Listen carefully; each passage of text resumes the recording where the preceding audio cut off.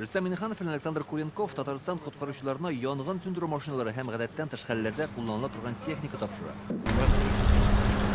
Бүген бүләк ителгән техникалар янгын сөндерүчеләр өчен чын мәгънәсендә яңа ел алдыннан бүләк дияргә мөмкин. Әйтик, менә бу прицеплар янгын сөндерүдә зур максатларны үтәргә ярдәм итә. Менә күргәнебезчә, монда янгын сөндерү эшендә кирәк булган барлык җайланмаларны да күрергә мөмкин. Менә шундый махсус киемнәр, каскалар, компрессор. Әлеге прицепның авырлыгы нибары 700 килограммнан артык һәм аны җиңел машинага тагып та барырга мөмкин. Бу прицеп мобиль пост дип атала. Аны Татарстанда уйлап тапканнар. Сарман районында 2019 елда килеп чыккан янгында кулланып та караганнар. Бүген шундый 14 прицепны коткаручыларга тапшырдылар.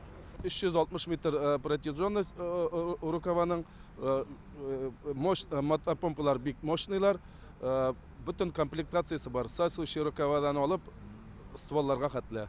Фонд президентский грантовта безнең заявляция иттек бу нигә, без бик зур рәхмәтлебез, без шуның хәтле безнең добровольцаны поддержать иткән өчен.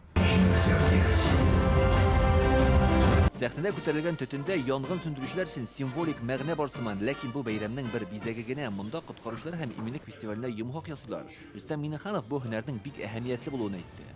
Сегодня мы чествуем героев нашего времени, лучших из лучших сотрудников МЧС России. В нашей непростой жизни всегда есть место подвигу, благородству, взаимовыручке. Каждый из вас, патриот, по долгу службы и по велению сердца вы совершаете поступки во благо Отечества, во имя жизни. Созвездие мужества дип аталучы коткаручылар фестивале Россиядә 14нче мәртәбә оештырыла. Россиянең гадәттән тыш хәлләр министры Александр Куренков бүләкләү тантанасына махсус килгән. Сегодня мы узнаем имена лучших специалистов. Без бүген гадәттән тыш хәлләр министрлыгындагы иң алдынгы хезмәткәрләрне ачыклыйбыз. Аларның хезмәте зур хөрмәткә лаек. Казанга җыелуыбызның да тирән мәгънәсе бар. Бу заманча һәм шул ук вакытта чал тарихлы, бай мәдәниятле кала. Монда күп кенә каһарманнар һәм үз эшенең осталары тәрбияләнгән. Под ваши овации, дамы и господа. Татарстан коткаручылар да иң алдынгылар рәтендә Ярчаллының 55нче янгын сөндерү бүлеге бүген җиңүче дип табылды. Илдар Сафиуллин, Алмаз Зиятдинов, Яңа Гасыр каналы.